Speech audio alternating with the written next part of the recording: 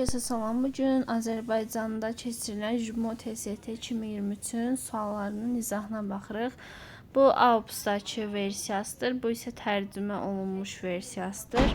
Tərcümə olunmuş versiyasından istifadə edəcəm. İlk sualdan başlayaq.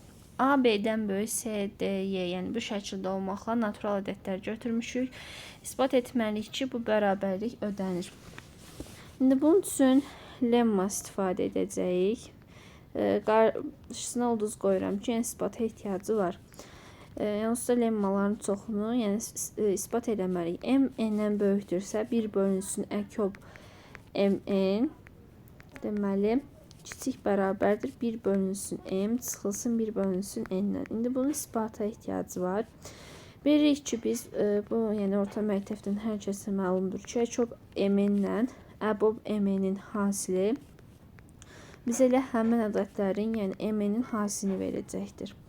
Və bizə məlumdur ki, əbob hər ikisində olan ortaq ən böyük vuruqdur, düzdürmü? Deməli, əbob mn həm m-ə tam bölünür, yəni m-in bölənidir, həm də n-in bölənidir, düzdürmü?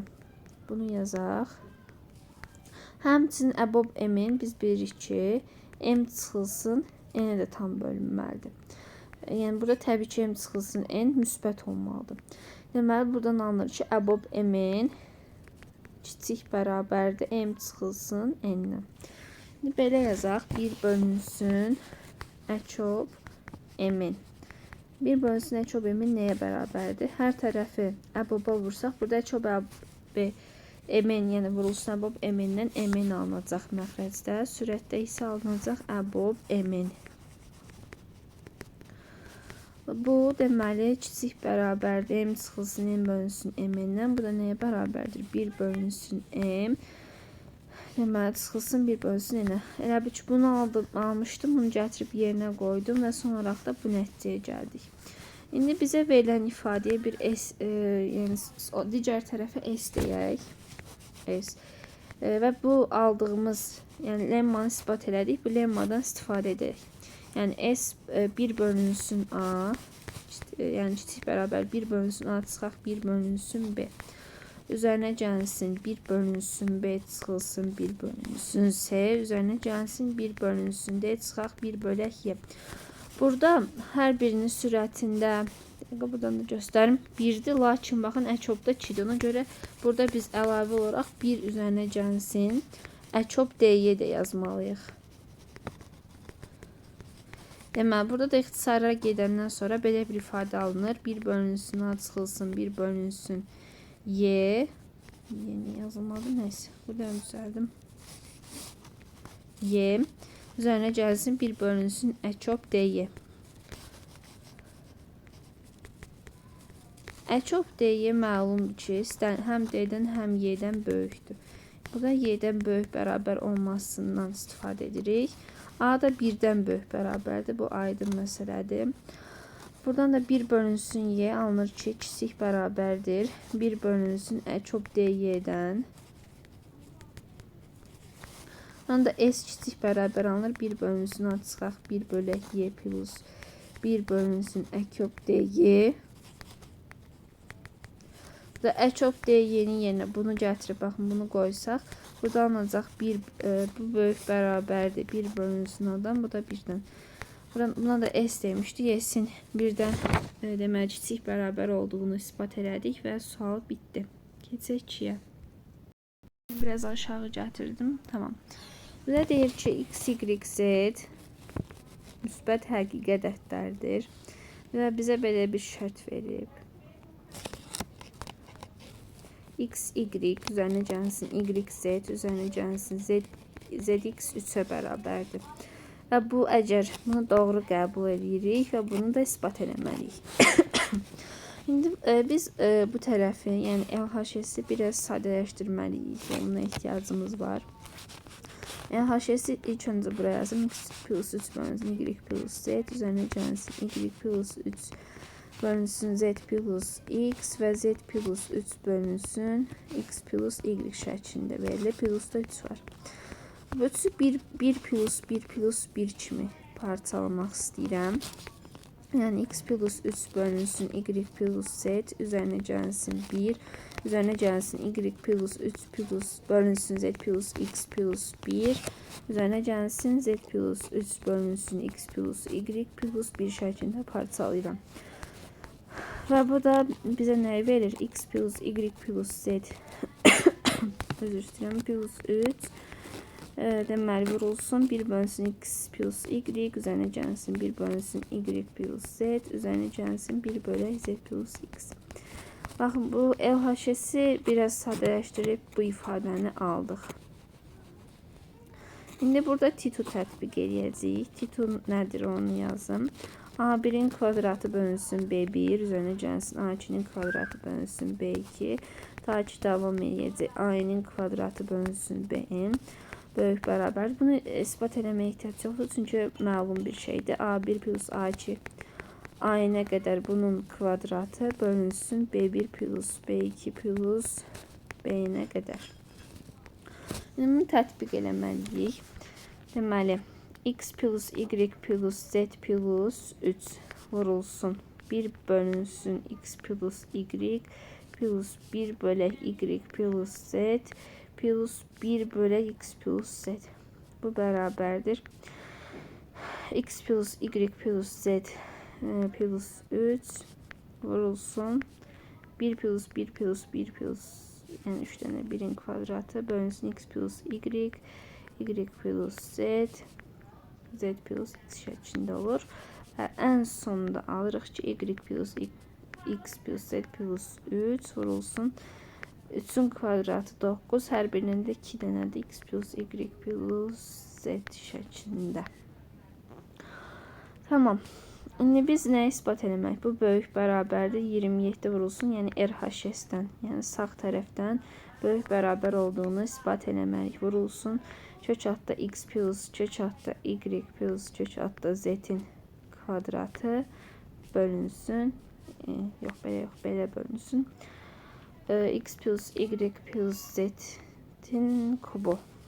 Deməli, bunu biraz sadələşdirsəz, məsələn 27-9 falan ixtisar aparsaz, alasınız ki x plus y plus z plus 3 vurulsun x plus y plus z'in kvadratı böyük bərabərdir 6 vurulsun kök altda x kök altda y kök altda z'in kvadratından. Bizim ispat eləməli olduğumuz iki məqam var. 1. X plus y plus z plus 3'ün 6'dan böyük bərabər olduğunu, yəni x plus y plus z'in 3'dən böyük bərabər olduğunu.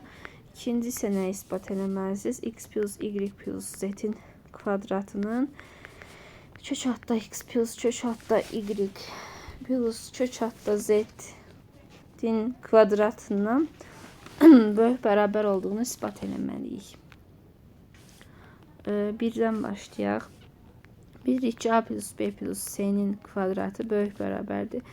3 vurulsun AB plus AC plus BC'dən. Yəni x plus y plus z'in kvadratı da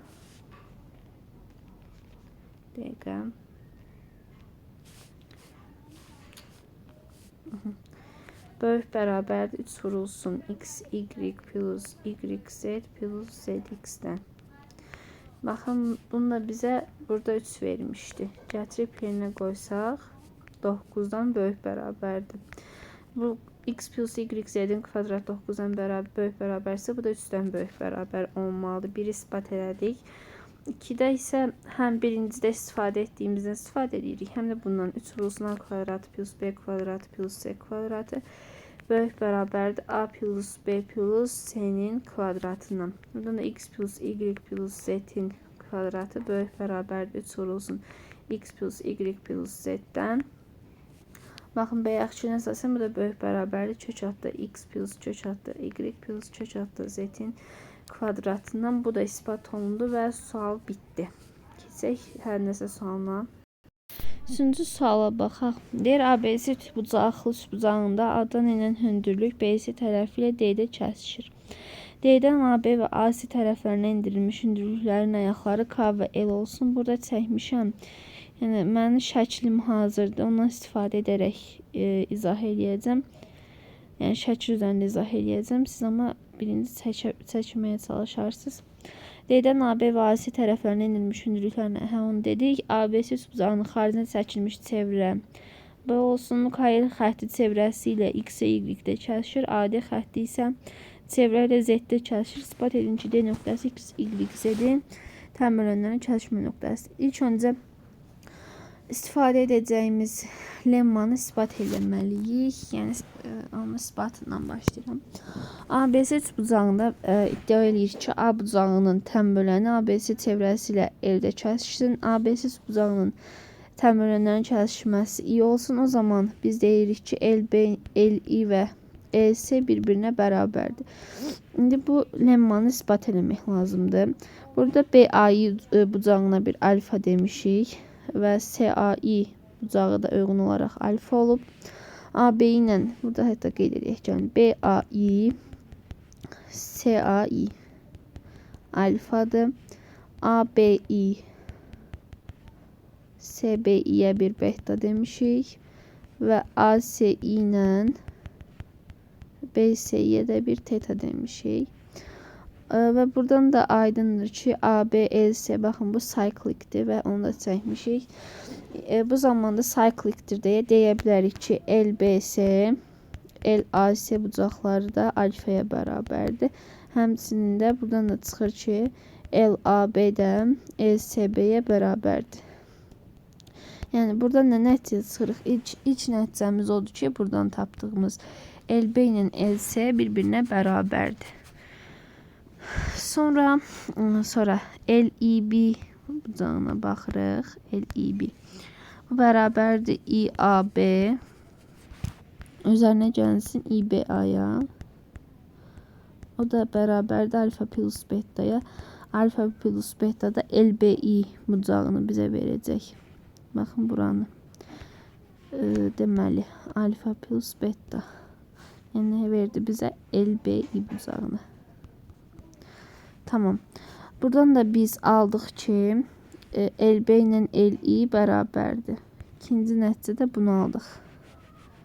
Və buradan da baxın, bu ikisindən nə nəticə gəlirik? Dəqiqə. Buradan o nəticə gəlirik ki, LB, LI, LC hər biri bir-birinə bərabərdir. Və eynən buna deyək ki, bu qeydin tərsi də doğrudur. Yəni ayrı təmbülənində məsələn X olsun. LB, LX, LC bərabərliyi ödənirsə, X ABC-nin təmbülənən kəsişmə nöqtəsi olar. LX də LY-yə bərabər olduğundan X də Y-yə bərabər olar. Yəni bu istifadə edəcəyimiz lemmanın isbatı idi. İndi keçək sualımıza. Mən burada artıq işarələmələri eləmişəm. Şəkil üzərində danışacağım.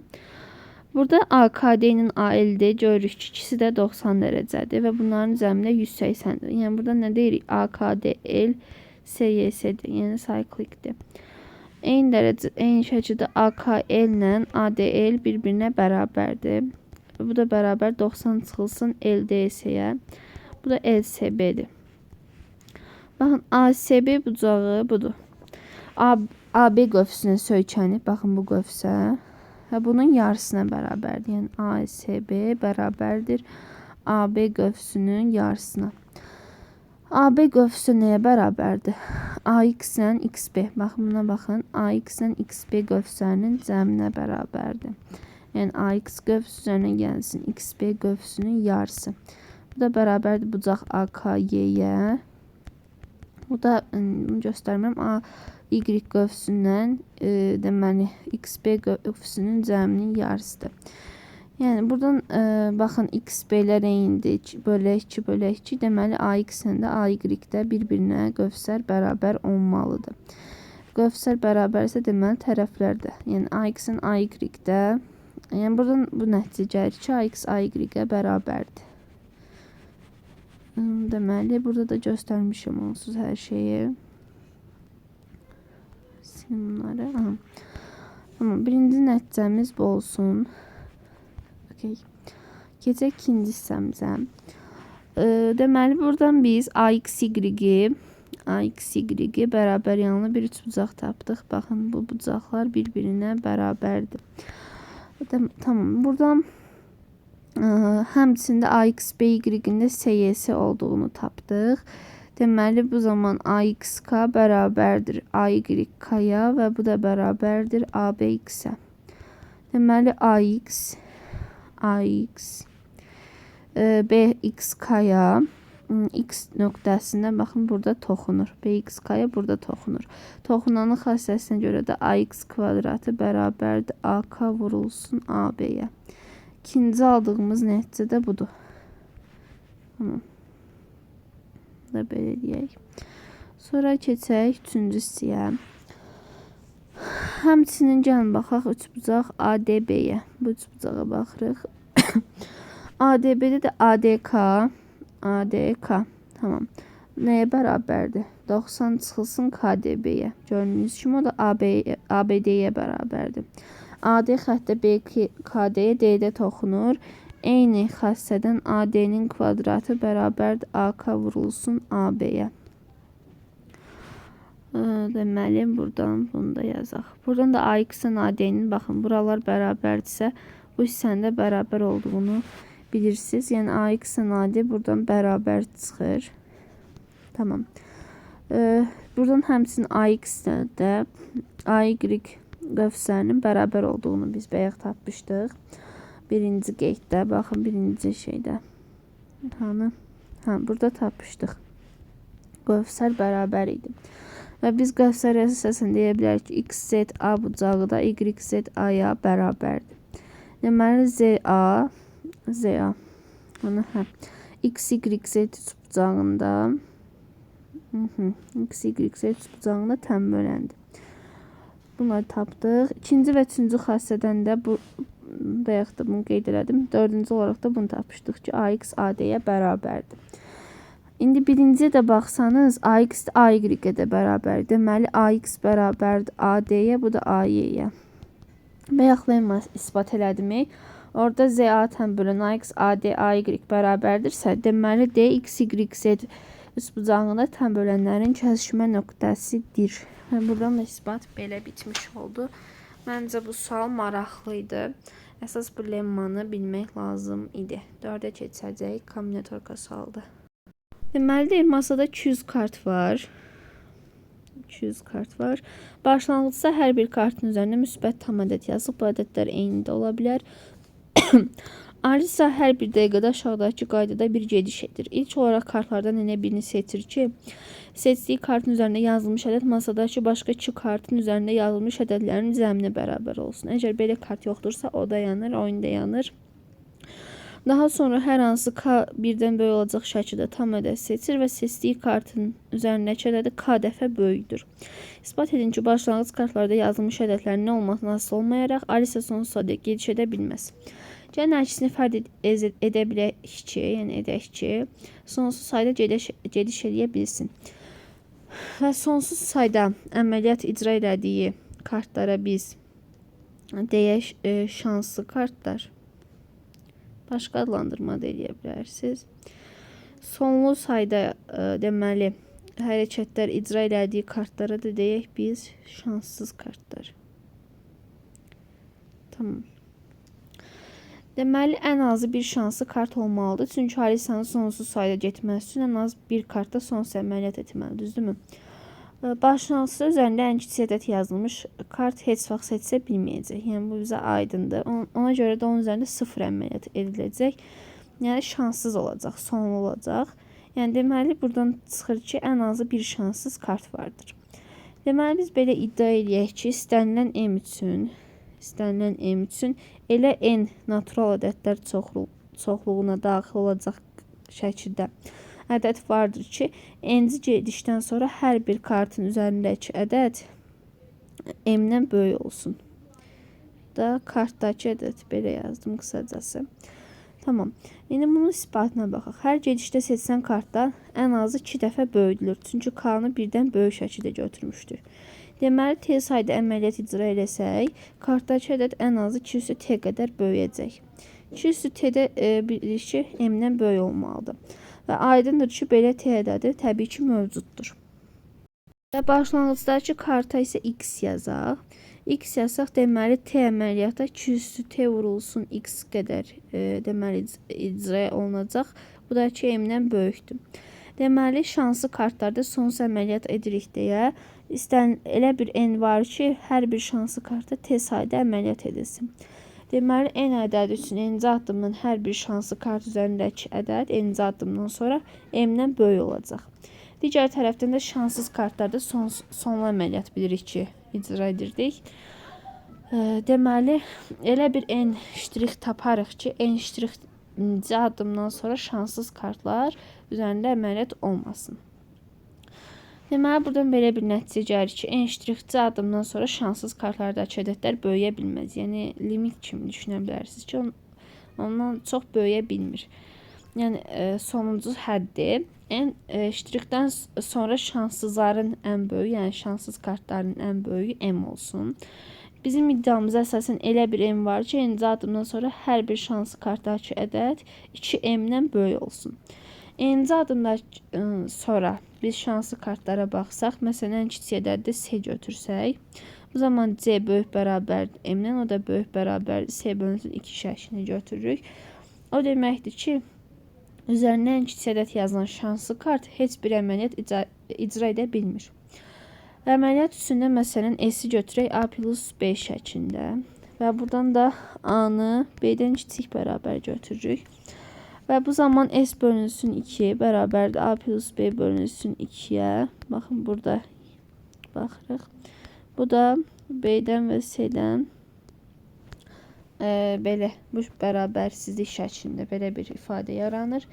Bu da ziddiyyət halıdır. Yəni, n-ci addımdan sonra ən kiçik şanslı kartda əməliyyatın icra edilə bilməməsi, həmin kartdan çox icra edilmiş n əməliyyat olması deməkdir. Bu da şanslı kartın olması ilə ziddir. Deməli, buradan da yəni şanslı kartda nə idi? Sonsuz. Sonsuz olması ilə ziddir. Deməli, Alisa heç bir zaman sonsuz gediş edə bilməz. Həmişə mütləq sonlu bir ifadə alacaqdır. Dedirəm ki, faydalı olmuşdur. Gələn videolarda görüşərik inşallah.